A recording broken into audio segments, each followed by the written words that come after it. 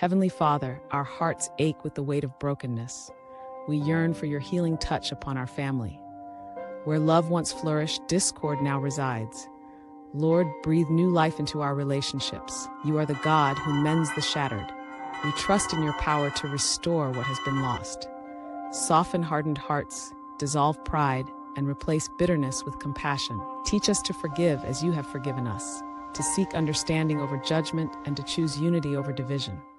Let your peace reign in our home, silencing the echoes of past hurts. Guide our steps toward reconciliation, illuminating our path with your unwavering light.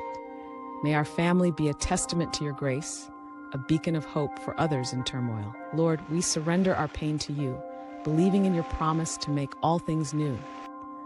Bind us together with cords of love that cannot be broken. In Jesus' name we pray for healing, unity, and the restoration only you can bring. Amen.